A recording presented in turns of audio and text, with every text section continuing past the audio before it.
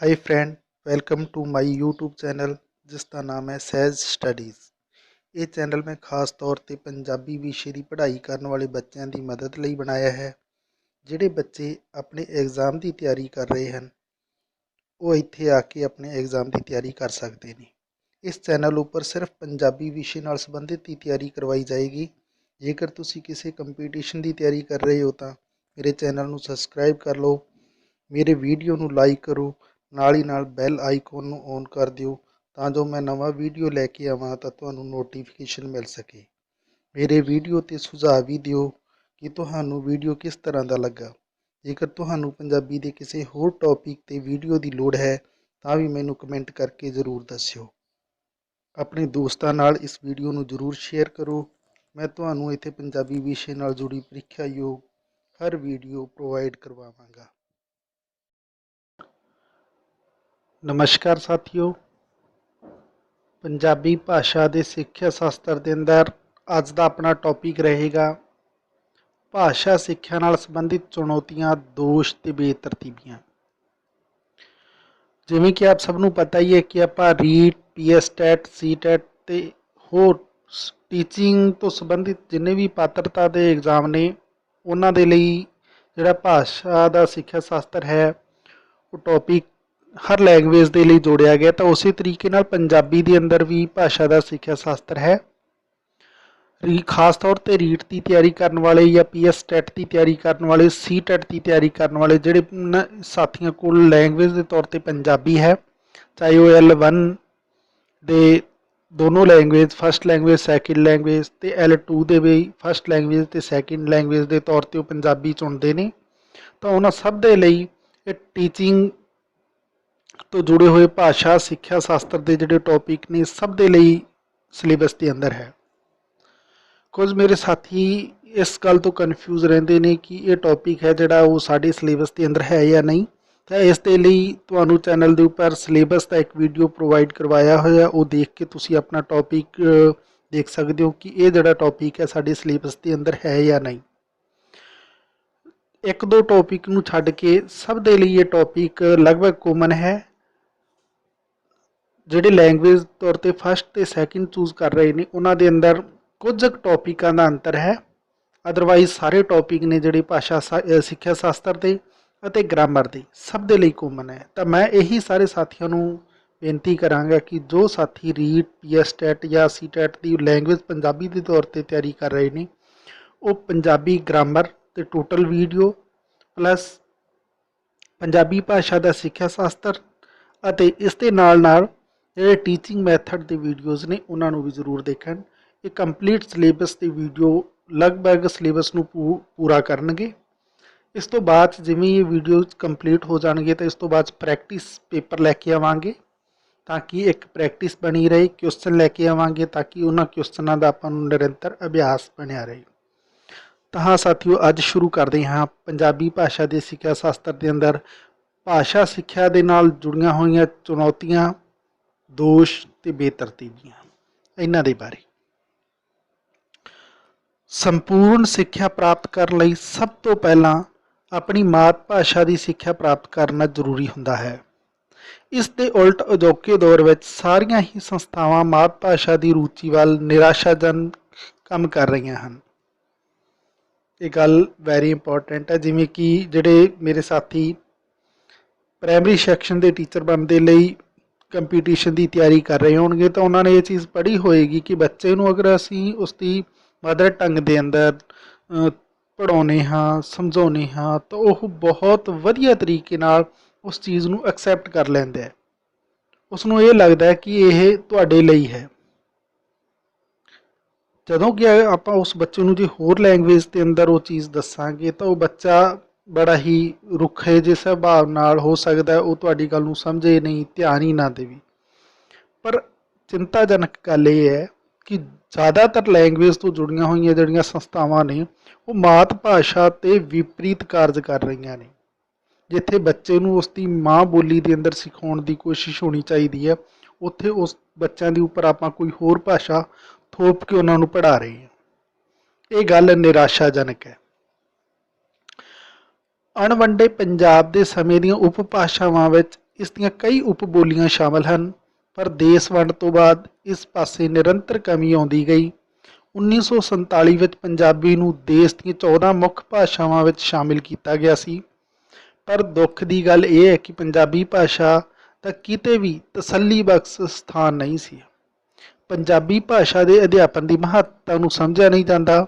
ਅਜੋਕੇ ਦੌਰ ਵਿੱਚ ਪੰਜਾਬੀ ਭਾਸ਼ਾ ਦੀ ਸਿੱਖਿਆ ਵਿੱਚ ਕਈ ਤਰ੍ਹਾਂ ਦੀਆਂ ਰੁਕਾਵਟਾਂ ਜੋ ਰੋੜੇ ਪੈਦਾ ਹੋ ਰਹੇ ਨੇ, ਇਹਨਾਂ ਨੂੰ ਹੇਠ ਲਿਖੇ ਅਨੁਸਾਰ ਸਮਝਿਆ ਜਾ ਸਕਦਾ ਹੈ। ਤਾਂ ਸਾਥੀਓ, ਇਸ ਟੌਪਿਕ ਆਪਣੇ ਰੀਟ ਦੇ ਅੰਦਰ PSTET ਤੇ CTET ਦੇ ਅੰਦਰ ਪੰਜਾਬੀ ਭਾਸ਼ਾ ਦੇ ਸਿੱਖਿਆ ਸ਼ਾਸਤਰ ਦੇ ਅੰਦਰ ਲਗਭਗ ਤੁਹਾਨੂੰ ਹਰ ਲੈਂਗੁਏਜ ਦੇ ਅੰਦਰ ਮਿਲ ਜਾਏਗਾ। ਲਗਭਗ ਕਹਿਣ ਦਾ ਮਤਲਬ ਹੈ ਕਿ ਇਹੋ ਤੁਸੀਂ ਆਪਣਾ ਸਿਲੇਬਸ ਜ਼ਰੂਰ ਦੇਖੋ। ਸਿਲੇਬਸ ਦੇ ਅੰਦਰ ਇਹ ਪੁਆਇੰਟ ਤੁਹਾਨੂੰ ਮਿਲੇਗਾ। ਭਾਸ਼ਾ ਨਾਲ ਜੁੜੀਆਂ ਹੋਈਆਂ ਚੁਣੌਤੀਆਂ, ਦੋਸ਼, ਬੇਤਰਤੀਬੀਆਂ ਤੋਂ ਰਿਲੇਟਡ ਟੌਪਿਕ ਹੋਏਗਾ। ਉਸ ਨੂੰ ਫਿਰ ਆਪਣੇ ਸਿਲੇਬਸ ਦੇ ਅਕੋਰਡਿੰਗ ਇਸ ਨੂੰ ਦੇਖਣਾ, ਸਮਝਣਾ। ਤਾਂ ਅੱਜ ਆਪਾਂ ਪੰਜਾਬੀ ਭਾਸ਼ਾ ਨਾਲ ਜੁੜੀਆਂ ਹੋਈਆਂ ਚੁਣੌਤੀਆਂ ਦੀ ਗੱਲ ਕਰਾਂਗੇ, ਉਹਨਾਂ ਨੂੰ ਆਪਾਂ ਸਮਝਾਂਗੇ। ਸਾਥੀਓ, ਸਭ ਤੋਂ ਪਹਿਲਾਂ ਆ ਜਾਂਦਾ ਹੈ ਮਾਤ ਭਾਸ਼ਾ ਵੱਲ ਬੇਰੁਖੀ ਦਾ ਰਵੱਈਆ। ਕਿ ਮਾਤ ਭਾਸ਼ਾ ਵੱਲ ਜਿਹੜੀ ਮਾਤਰ ਭਾਸ਼ਾ ਹੈ ਉਸ ਵੱਲ ਬੇਰੁਖੀ ਦਾ ਰਵੱਈਆ ਹੈ, ਉਸ ਨੂੰ ਕੋਈ ਅਹਿਮੀਅਤ ਨਹੀਂ ਦੇ ਰਿਹਾ। ਪੰਜਾਬੀ ਭਾਸ਼ਾ ਨੂੰ ਇਸ ਦਾ ਬਣਦਾ ਸਥਾਨ ਨਹੀਂ ਦਿੱਤਾ ਜਾ ਰਿਹਾ। ਪੰਜਾਬੀ ਬੋਲਣ ਵਿੱਚ ਸ਼ਰਮ ਮਹਿਸੂਸ ਕਰਨ ਲੱਗਦੇ ਹਾਂ। ਇਸ ਦੇ ਪ੍ਰਭਾਵ ਹੇਠ ਆ ਕੇ ਸਾਥੀਓ, ਇਹ ਜਿਹੜੀ ਗੱਲ ਹੈ ਕਿ ਪੰਜਾਬੀ ਭਾਸ਼ਾ ਹੈ ਜਿਹੜੀ, ਉਹਨੂੰ ਅਸੀਂ ਬੋਲਣ ਸਮੇਂ ਆਪਣੇ ਆਪ ਨੂੰ ਛੋਟਾ ਜਿਹਾ ਮਹਿਸੂਸ ਕਰਦੇ ਹਾਂ। ਇਹ ਬੜੀ ਹੀ ਚਿੰਤਾਜਨਕ ਤੇ ਨਿਰਾਸ਼ਾਜਨਕ ਗੱਲ ਹੈ। ਅੰਗਰੇਜ਼ੀ ਨੂੰ ਤਰਜੀਹ ਦਿੰਦੇ। ਅੱਜ ਕੱਲ੍ਹ ਜ਼ਿਆਦਾਤਰ ਮਾਪੇ ਨੇ ਜਿਹੜੇ ਆਪਣੇ ਬੱਚਿਆਂ ਨੂੰ ਇੰਗਲਿਸ਼ ਮੀਡੀਅਮ ਸਕੂਲਾਂ 'ਚ ਪੜ੍ਹਾ ਰਹੇ ਨੇ। ਦੇਖੋ, ਇੰਗਲਿਸ਼ ਮੀਡੀਅਮ ਸਕੂਲ 'ਚ ਪੜ੍ਹਾਉਣਾ ਕੋਈ ਬੁਰੀ ਗੱਲ ਨਹੀਂ ਹੈ, ਪਰ ਗੱਲ ਇਹ ਹੈ ਕਿ ਤੁਸੀਂ ਘਰ ਦੇ ਅੰਦਰ ਜੋ ਬੋਲੀ ਬੋਲ ਰਹੇ ਹੋ, ਤੁਹਾਡੀ ਆਪਣੀ ਜੋ ਲੈਂਗੁਏਜ ਹੈ ਉਹ ਪੰਜਾਬੀ ਹੈ, ਪਰ ਤੁਸੀਂ ਬੱਚੇ 'ਤੇ ਕਿਹੜੀ ਥੋਪ ਰਹੇ ਹੋ? ਅੰਗਰੇਜ਼ੀ ਥੋਪ ਰਹੇ ਹੋ। ਇਹ ਗੱਲ ਠੀਕ ਨਹੀਂ ਹੈ। ਇੱਥੇ ਟੀਚਿੰਗ ਦੇ ਅੰਦਰ ਸਾਨੂੰ ਇਹ ਚੀਜ਼ ਸਮਝਣ ਦੀ ਜ਼ਰੂਰਤ ਹੈ ਕਿ ਬੱਚੇ ਨੂੰ ਉਸ ਦੀ ਭਾਸ਼ਾ 'ਚ ਸਿਖਾਇਆ ਜਾਏ, ਉਸ ਦੀ ਮਦਰ ਬੋਲੀ ਤੋਂ ਬੇਰੁਖੀ ਨਾ ਕੀਤੀ ਜਾਏ।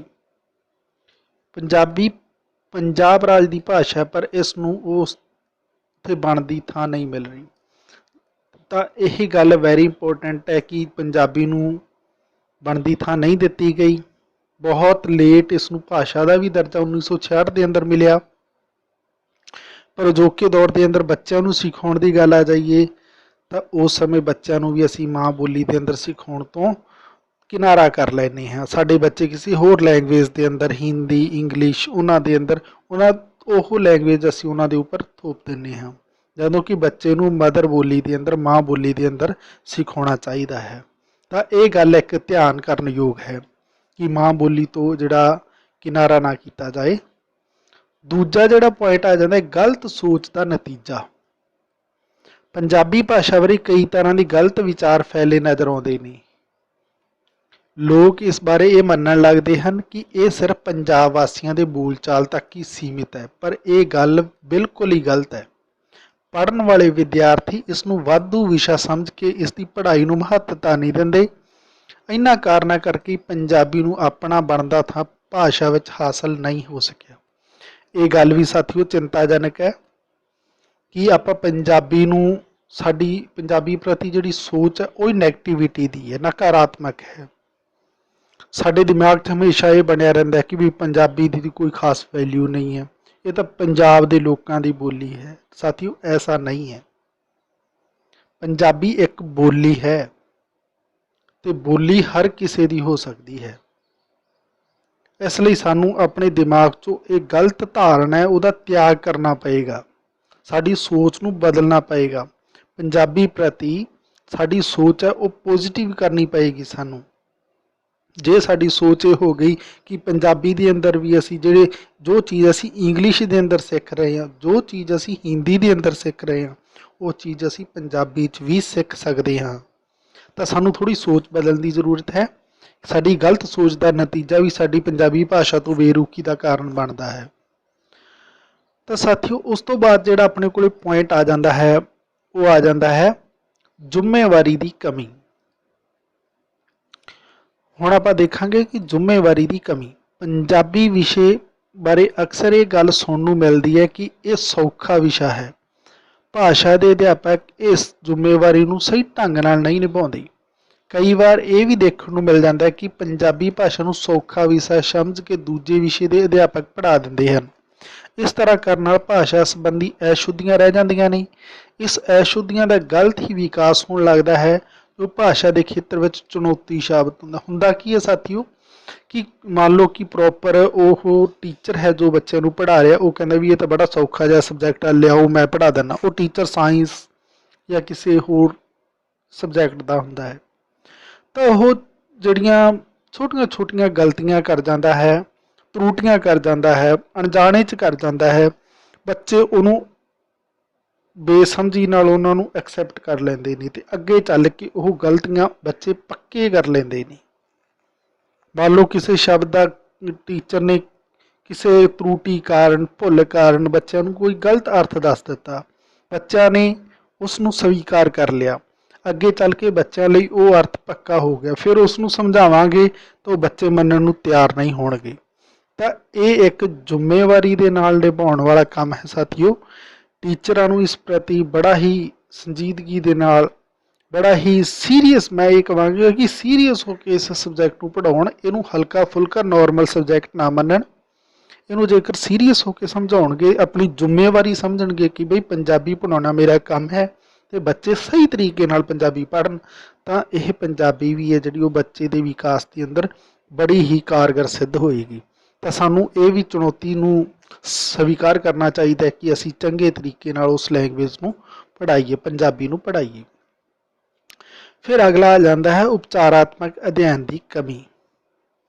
ਜਮਾਤਾਂ ਵਿੱਚ ਵਿਦਿਆਰਥੀਆਂ ਦੀ ਸੰਖਿਆ ਵੱਧ ਰਹੀ ਹੈ, ਇਸ ਕਾਰਨ ਕਈ ਤਰ੍ਹਾਂ ਦੀਆਂ ਚੁਣੌਤੀਆਂ ਖੜੀਆਂ ਹੋ ਰਹੀਆਂ ਨੇ। ਜਮਾਤ ਵਿੱਚ ਵਿਦਿਆਰਥੀਆਂ ਦੀਆਂ ਵਿਅਕਤੀਗਤ ਮੁਸ਼ਕਲਾਂ ਨੂੰ ਦੂਰ ਕਰਨਾ। ਹੁਣ ਕਲਾਸ ਦੇ ਅੰਦਰ ਜਿਹੜੇ ਬੱਚਿਆਂ ਦੀਆਂ ਪਰਸਨਲ ਕੋਈ ਦਿੱਕਤਾਂ ਹੁੰਦੀਆਂ ਨੇ, ਉਹਨਾਂ ਨੂੰ ਦੂਰ ਕਰਨ ਲਈ ਅਧਿਆਪਕਾਂ ਲਈ ਔਖਾ ਹੋ ਜਾਂਦਾ ਹੈ। ਟੀਚਰ ਨੂੰ ਉਹ ਮੁਸ਼ਕਿਲ ਪੈਦਾ ਕਰਦੇ ਨੇ ਬੱਚੇ। ਇਸ ਮੁਸ਼ਕਿਲ ਨੂੰ ਉਪਚਾਰਾਤਮਕ ਸਿੱਖਿਆ ਦੁਆਰਾ ਹੀ ਹੱਲ ਕੀਤਾ ਜਾ ਸਕਦਾ ਹੈ। ਉਹਨਾਂ ਨੂੰ ਫਿਰ ਜਿਹੜੀ ਉਪਚਾਰਾਤਮਕ ਸਿੱਖਿਆ ਹੈ ਉਹਦੇ ਦੁਆਰਾ ਹੀ ਹੱਲ ਕੀਤਾ ਜਾ ਸਕਦਾ ਸਾਥੀਓ, ਹੋਰ ਕੋਈ ਤਰੀਕਾ ਨਹੀਂ। ਬੈਟਰ ਤਰੀਕਾ ਉਪਚਾਰਾਤਮਕ ਸਿੱਖਿਆ ਹੈ। ਅਧਿਆਪਕਾਂ ਨੂੰ ਕਿਰਿਆਤਮਕ ਅਨੁਸੰਧਾਨ ਦੇ ਨਤੀਜਿਆਂ ਨੂੰ ਆਧਾਰ ਬਣਾ ਕੇ ਸਿੱਖਿਆ ਦੇਣ ਦੀ ਲੋੜ ਹੈ। ਕੁਝ ਇਸੇ ਤਰ੍ਹਾਂ ਦੀਆਂ ਪੁਸਤਕਾਂ ਦੇ ਨਿਰਮਾਣ ਦੀ ਵੀ ਚੁਣੌਤੀ ਹੈ। ਇਸ ਦੇ ਅੰਦਰ ਕੀ ਹੈ ਸਾਥੀਓ ਕਿ ਸਾਨੂੰ ਇੱਦਾਂ ਦੀਆਂ ਕੁਝ ਕਿਤਾਬਾਂ ਵੀ ਜ਼ਰੂਰਤ ਹੈ ਜਿਹੜੀਆਂ ਬੱਚਿਆਂ ਦੇ ਅੰਦਰ ਇਸ ਸੂਝ ਨੂੰ ਵਿਕਸਿਤ ਕਰਨ। ਸਾਨੂੰ ਬਹੁਤ ਸਾਰੇ ਕਿਰਿਆਤਮਕ ਅਨੁਸੰਧਾਨ ਦੀ ਜ਼ਰੂਰਤ ਹੈ ਸਾਥੀਓ। ਸਾਨੂੰ ਉਹ ਬੱਚਿਆਂ ਦੀਆਂ ਜਿਹੜੀਆਂ ਦਿੱਕਤਾਂ ਨੇ, ਮੁਸ਼ਕਲਾਂ ਨੇ, ਉਹਨਾਂ ਨੂੰ ਉਹਨਾਂ ਦੇ ਤਰੀਕੇ ਨਾਲ ਹੀ ਹੱਲ ਕੀਤਾ ਜਾਏ, ਇਸ ਚੀਜ਼ ਦੀ ਜ਼ਰੂਰਤ ਹੈ। ਤਾਂ ਫਿਰ ਸਾਥੀਓ ਉਸ ਤੋਂ ਬਾਅਦ ਅਗਲਾ ਪੁਆਇੰਟ ਆ ਜਾਂਦਾ ਆਪਣੇ ਕੋਲੇ ਫੈਕਲਟੀਆਂ ਦੀ ਸਮੱਸਿਆ। ਸਾਰੀਆਂ ਹੀ ਭਾਸ਼ਾਵਾਂ ਵਿੱਚ ਵਿਸ਼ੇ ਦੀ ਚੋਣ ਬਹੁਤ ਹੀ ਮਹੱਤਵਪੂਰਨ ਹੁੰਦੀ ਹੈ, ਸਬਜੈਕਟ ਸਿਲੈਕਸ਼ਨ ਜਿਸ ਨੂੰ ਆਪਾਂ ਕਹਿ ਦਿੰਦੇ ਹਾਂ। ਇਸ ਵਿਸ਼ੇ ਦੀ ਚੋਣ ਦੇ ਨਾਲ ਨਾਲ ਹੀ ਪਾਠਕ੍ਰਮ ਕੀਮਤ ਰੱਖਦਾ ਹੈ। ਇਸ ਪਾਠਕ੍ਰਮ ਲਈ ਫੈਕਲਟੀਆਂ ਦੀ ਵੀ ਜ਼ਰੂਰਤ ਪੈਂਦੀ ਹੈ। ਭਾਸ਼ਾ ਸਿੱਖਿਆ ਦੇ ਹਰ ਇੱਕ ਪੱਧਰ 'ਤੇ ਇਹਨਾਂ ਨੂੰ ਕਿੰਨਾ ਪੜ੍ਹਾਇਆ ਜਾਵੇ, ਇਸ ਲਈ ਕਮੇਟੀਆਂ ਦਾ ਗਠਨ ਕਰਨਾ ਚਾਹੀਦਾ ਹੈ। ਇਹ ਕਮੇਟੀਆਂ ਹੀ ਭਾਸ਼ਾ ਸਿੱਖਿਆ ਨਾਲ ਸੰਬੰਧਿਤ ਪਾਠਕ੍ਰਮ ਤਿਆਰ ਕਰਨ, ਜਿਸ ਨਾਲ ਫੈਕਲਟੀਆਂ ਦੀ ਸਮੱਸਿਆ ਖਤਮ ਹੋ ਸਕੇ। ਤਾਂ ਸਾਥੀਓ ਜਿੱਥੇ ਇੱਕ ਸਬਜੈਕਟ ਦੀ ਸਿਲੈਕਸ਼ਨ ਕੀਮਤ ਰੱਖਦੀ ਹੈ, ਉੱਥੇ ਪਾਠਕ੍ਰਮ ਲਈ ਫੈਕਲਟੀਆਂ ਦੀ ਵੀ ਜ਼ਰੂਰਤ ਪੈਂਦੀ ਹੈ। ਤਾਂ ਇਹ ਗੱਲਾਂ ਸਾਰੀਆਂ ਧਿਆਨ 'ਚ ਰੱਖਦੇ ਹੋਏ ਸਾਨੂੰ ਇਹਨਾਂ ਚੁਣੌਤੀਆਂ ਨੂੰ ਨਿਪਟਣਾ ਚਾਹੀਦਾ ਹੈ। ਇਹਨਾਂ ਗੱਲਾਂ ਨੂੰ ਸਾਨੂੰ ਬੜਾ ਹੀ ਹਸਮੁਖ ਚਿਹਰੇ ਦੇ ਨਾਲ ਸਵੀਕਾਰ ਕਰਕੇ ਕਿ ਵਾਕਿਆ 'ਚ ਇਹ ਇੱਕ ਸਾਡੀ ਸਮੱਸਿਆ ਹੈ ਅਤੇ ਇਸ ਨੂੰ ਅਸੀਂ ਹੱਲ ਕਰਨਾ ਹੈ। ਫਿਰ ਅਗਰ ਇਸ ਤਰੀਕੇ ਨਾਲ ਅਸੀਂ ਬੱਚਿਆਂ ਦੇ ਸਾਹਮਣੇ ਪੇਸ਼ ਹੋਵਾਂਗੇ, ਇੱਕ ਟੀਚਰ ਜਾਏਗਾ ਤਾਂ ਫਿਰ ਉਹ ਟੀਚਰ ਜਿਹੜਾ ਬੜਾ ਸਕਸੈਸ ਅਤੇ ਕਾਮਯਾਬ ਟੀਚਰ ਹੋਏਗਾ। ਫਿਰ ਉਸ ਤੋਂ ਬਾਅਦ ਸਾਥੀਓ ਆ ਜਾਂਦਾ ਹੈ ਸੁਧਾਈ ਦੀ ਲੋੜ।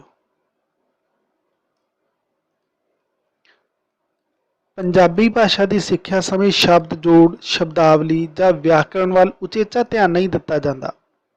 ਗਲਤੀਆਂ ਵਿੱਚ ਸੁਧਾਰ ਲਈ ਕੰਮ ਨਹੀਂ ਕੀਤਾ ਜਾ ਰਿਹਾ, ਲਿਖਾਈ ਦੀ ਸੁਧਾਈ ਲਈ ਕੰਮ ਕਰਨ ਦੀ ਲੋੜ ਹੈ। ਦੇਖੋ ਸਾਥੀਓ, ਇਹ ਗੱਲਾਂ ਬੜੀਆਂ ਇੰਪੋਰਟੈਂਟ ਨੇ। ਸਾਨੂੰ ਸੁਧਾਰ ਦੀ ਕਿੱਥੇ ਜ਼ਰੂਰਤ ਹੈ? ਬੱਚਿਆਂ ਦੀ ਲਿਖਾਈ ਦੇ ਅੰਦਰ।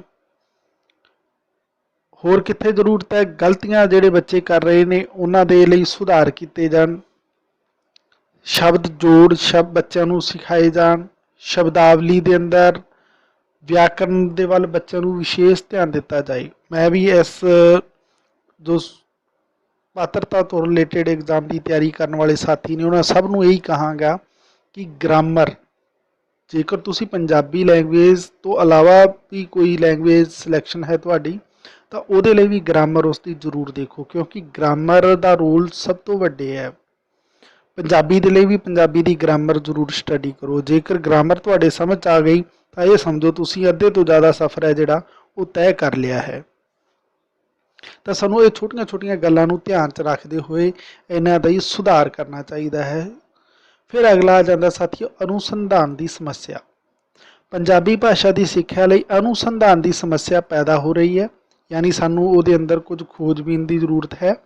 ਪੰਜਾਬੀ ਭਾਸ਼ਾ ਦੀ ਸਿੱਖਿਆ ਲਈ ਕੋਈ ਸੁਤੰਤਰ ਅਨੁਸੰਧਾਨ ਸੰਸਥਾ ਦੀ ਸਥਾਪਨਾ ਨਹੀਂ ਹੋਈ, ਜਿਸ ਨਾਲ ਭਾਸ਼ਾ ਸਿੱਖਿਆ ਦੀਆਂ ਵਿਧੀਆਂ ਵਿੱਚ ਜ਼ਰੂਰੀ ਸ਼ੋਧ ਸੰਭਵ ਹੋ ਸਕੇ। ਯਾਨੀ ਹਜੇ ਤੱਕ ਸਾਡੇ ਕੋਲ ਇੱਦਾਂ ਦੀ ਕੋਈ ਸੰਸਥਾ ਨਹੀਂ ਹੈ ਜਿਹੜੀ ਇਸ ਵੱਲ ਉਚੇਚਾ ਧਿਆਨ ਦੇ ਕੇ ਇਸ ਕਾਰਜ ਨੂੰ ਕਰ ਰਹੀ ਹੋਵੇ। ਹਰ ਖੇਤਰ ਵਿੱਚ ਸੁਧਾਰ ਦੀ ਜ਼ਰੂਰਤ ਹੁੰਦੀ ਹੈ, ਇਸ ਪਾਸੇ ਵੱਲ ਵੀ ਜ਼ਰੂਰੀ ਧਿਆਨ ਦੇਣ ਦੀ ਲੋੜ ਹੈ। ਤਾਂ ਸਾਥੀਓ, ਅੱਜ ਆਪਾਂ ਇੰਨੇ ਹੀ ਟੌਪਿਕ ਦੇਖਾਂਗੇ। ਬਾਕੀ ਦੇ ਜਿਹੜੇ ਟੌਪਿਕ ਨੇ ਉਹ ਆਪਾਂ ਅਗਲੇ ਵੀਡੀਓ ਦੇ ਅੰਦਰ ਦੇਖਾਂਗੇ। ਐਸੇ ਤਰੀਕੇ ਨਾਲ ਚੈਨਲ 'ਤੇ ਲਗਾਤਾਰ ਜੁੜੇ ਰਹੋ ਅਤੇ ਆਪਣੀ ਸਟੱਡੀ ਹੈ ਜਿਹੜੀ ਜਾਰੀ ਰੱਖੋ। ਸਹਿਜ ਸਟੱਡੀ YouTube ਚੈਨਲ ਆਪ ਦੇ ਲਈ ਕਾਮਯਾਬੀ ਦੇ ਲਈ ਅਤੇ ਆਪ ਦੀ ਮਿਹਨਤ ਦੇ ਲਈ ਆਪ ਨੂੰ ਦੁਆਵਾਂ ਅਤੇ ਅਰਦਾਸਾਂ ਕਰਦਾ ਹੈ। ਐਸੇ ਤਰੀਕੇ ਨਾਲ ਜੁੜ ਕੇ ਚੈਨਲ ਤੇ ਇਸ ਸਟੱਡੀ ਦੇ ਮਾਹੌਲ ਨੂੰ ਕਾਮਯਾਬ ਤੇ ਹੋਰ ਚੰਗੇਰਾ ਬਣਾਓ। ਧੰਨਵਾਦ ਸਾਥੀਓ।